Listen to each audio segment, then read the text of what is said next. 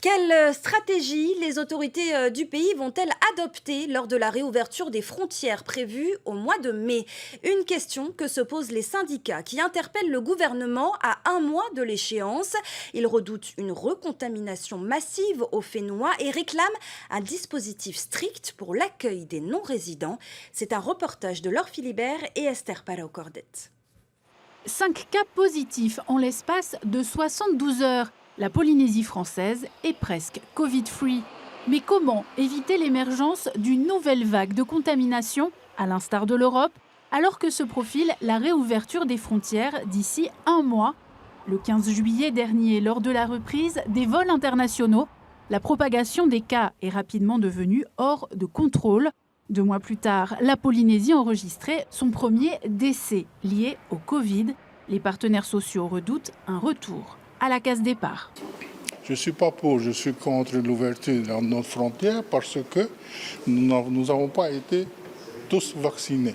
Est-ce qu'on ouvre pour les touristes ou est-ce qu'on ouvre pour les fonctionnaires qu'on doit emmener sur Tahiti? Imaginons qu'il y a un professeur de Paris qui arrive, qui est vacciné comme on l'exige, et arrivé ici, il va aller à Hau. Et il est porteur de maladie. Même s'il est vacciné, lui, il est protégé. Mais les petits-enfants au Marquise, il n'est pas protégé. Depuis plusieurs jours, les partenaires sociaux se concertent.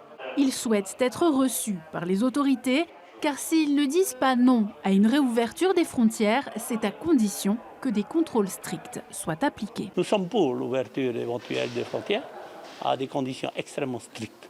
D'abord, vaccination obligatoire, comme il y aura toujours des dissidents ou des gens qui vont porter l'affaire en justice. À ce moment-là, ceux qui ne voudront pas se faire vacciner viendront ici avec une quarantaine stricte à leurs frais. Nous allons demander un rendez-vous très certainement aux autorités compétentes pour qu'ils nous reçoivent et que nous soyons entendus. On ne va pas faire l'erreur que nous avons faite l'année dernière.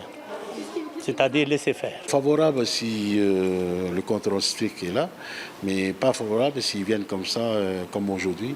Déjà partout dans le monde, il y a une sacrée difficulté au niveau de Covid, variants et autres. Même en France, ils sont en train de confiner d'autres régions.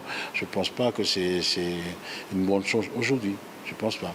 Le calendrier de la levée des mesures de restriction d'entrée au Fénois devrait être au cœur des discussions entre le président du pays et le chef de l'État à Paris ce mardi.